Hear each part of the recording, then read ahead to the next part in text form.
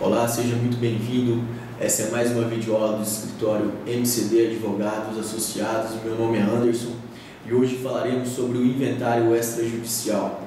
Falaremos sobre algumas de suas características, os documentos necessários à propositura deste e também os benefícios que pode trazer aos interessados. Bom, em vigor desde 4 de janeiro de 2007, a Lei 11.441 alterou a redação do artigo 982 do Código de Processo Civil, possibilitando que o inventário seja realizado de sua forma extrajudicialmente, por meio de escritura pública em tabelião de notas, desde que todos os herdeiros sejam capazes, o autor da herança não tenha deixado nenhum testamento e haja comum acordo entre os herdeiros quanto à partilha de bens deixados pelo autor da herança. Bom, esses três requisitos são essenciais à propositura do inventário extrajudicial. Quais são? Não haja nenhum herdeiro incapaz, o autor da herança não tenha deixado nenhum tipo de testamento e que haja comum acordo entre todos os herdeiros quanto à partilha dos bens deixados. Trata-se então o inventário extrajudicial de uma faculdade conferida aos herdeiros, que também poderão optar pela forma judicial, se assim preferirem.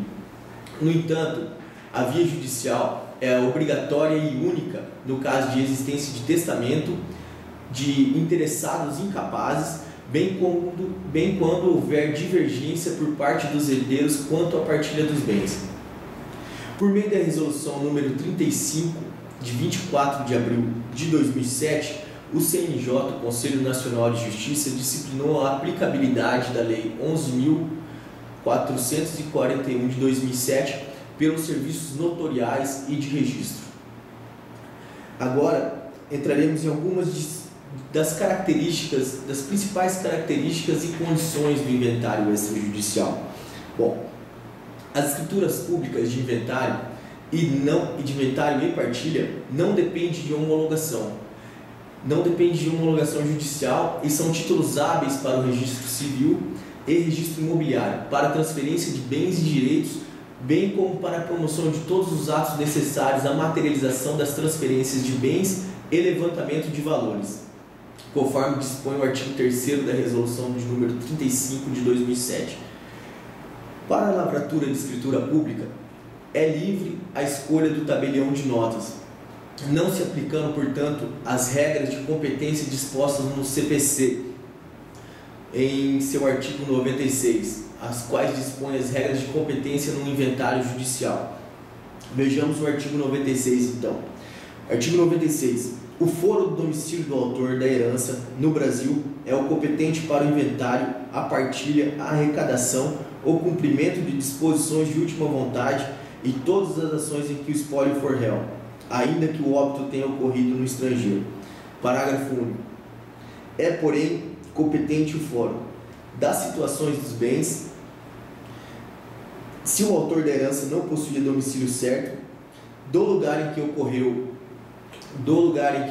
o óbito, se o autor da herança não tinha domicílio certo e possuía bens em lugares diferentes. Bom, as partes obrigatoriamente deverão estar assistidas por advogado ou advogados, que assinarão junto à escritura. Nos termos do artigo 982 do Código de Processo Civil, o tabelião somente lavrará a escritura pública se todas as partes interessadas estiverem assistidas por advogado comum ou advogado de cada uma delas, cuja qualificação e assinatura constarão no ato notorial. Quanto ao prazo estipulado pelo artigo 983 do CPC, dispõe que o processo de inventário de partilha deve ser aberto dentro de um prazo de 60 dias a contar da sucessão, ultimando-se pelo prazo de 12 meses subsequentes, podendo o juiz prorrogar os prazos por ofício ou a requerimento de uma das partes.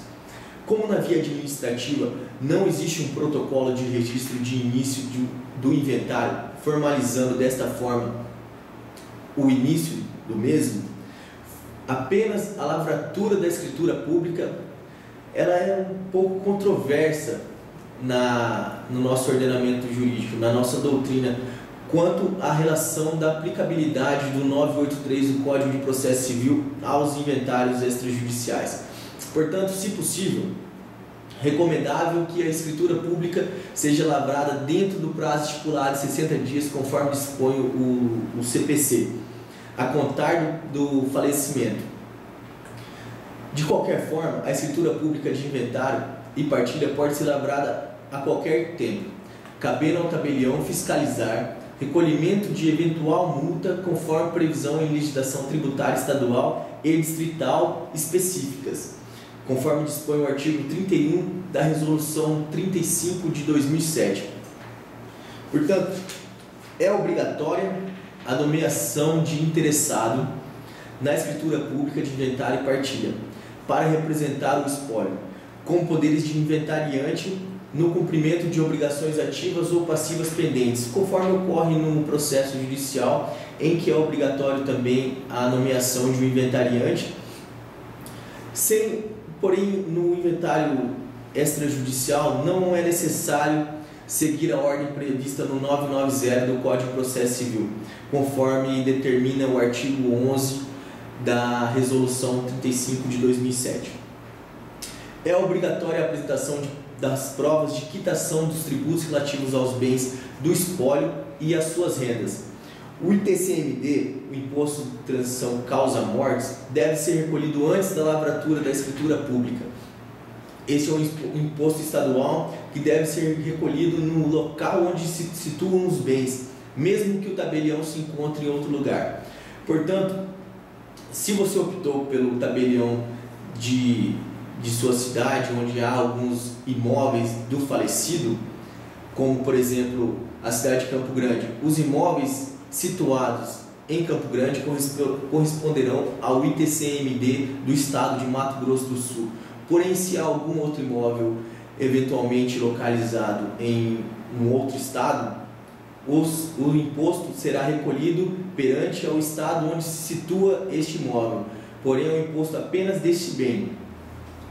Vencido isto, o recolhimento das custas e emolumentos do ato notorial é um valor fixado em lei estadual.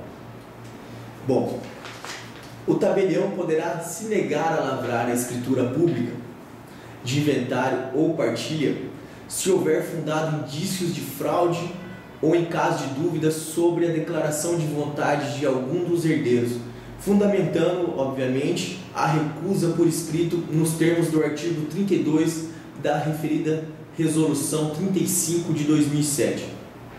Os documentos necessários à lavratura da escritura pública são os seguintes: a certidão de óbito do autor da herança, no caso o falecido, o documento de identidade oficial com o número do RG e CPF das partes do autor, e as certidões comprobatórias do vínculo de parentesco dos herdeiros, como certidões de nascimento, casamento, certidões de óbito, qualquer certidão que comprove o vínculo de parentesco, a escritura de pacto antinupcial e seu registro no registro de imóveis, quando for o caso, a certidão de propriedade expedida pelo registro de imóveis dos bens imóveis, atualizada e não anterior à data do óbito.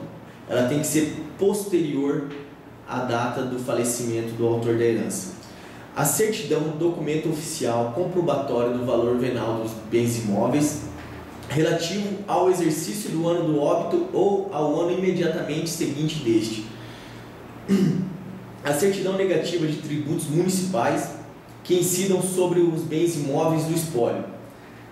A certidão negativa conjunta da Secretaria da Receita Federal junto com a Procuradoria-Geral da Fazenda Nacional.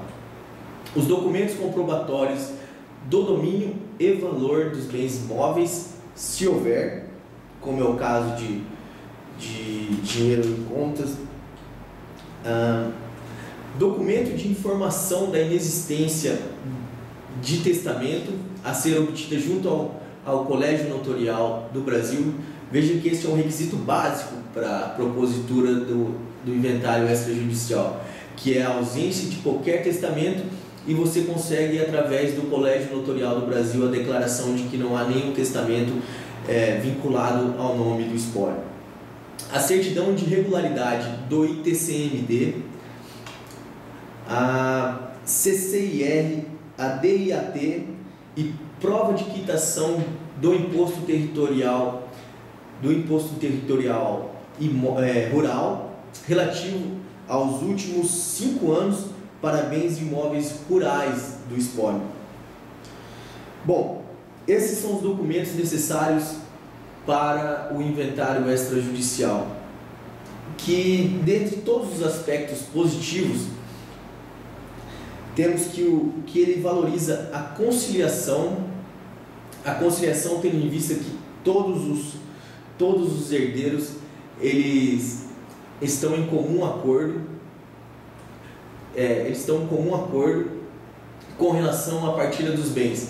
Ou seja, a partilha consensual ela deve prevalecer e se sobrepor ao litígio para que seja possível a realização do inventário extrajudicial.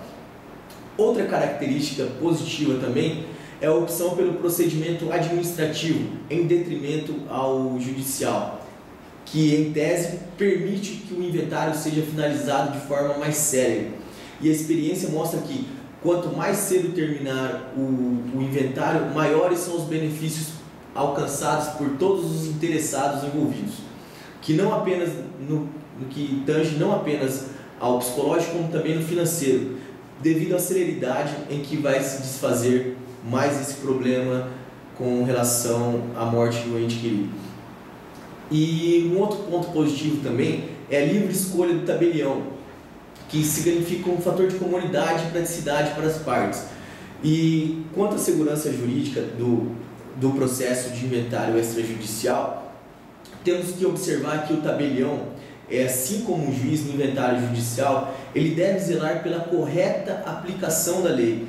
Por essa razão que ele pode se negar a lavrar a escritura pública se houver fundados indícios de fraude ou em caso de dúvidas sobre a declaração de vontade de algum dos herdeiros, fundamentando a recusa por escrito, conforme foi dito no artigo 32 da Resolução 35 de 2007. Para finalizar, é obrigatória a presença de advogado assistindo às partes, conforme o artigo 33 da Constituição Federal, que assegura a administração da justiça. Portanto, todas essas considerações, temos que a realização de um inventário de uma forma extrajudicial é uma alternativa que deve ser considerada, valorizada e implementada sempre que possível, devido à sua facilidade e todos esses benefícios que ele pode trazer num árduo processo de um inventário judicial. Bom, essa é mais uma videoaula do escritório MCD Advogados. Muito obrigado e volte sempre.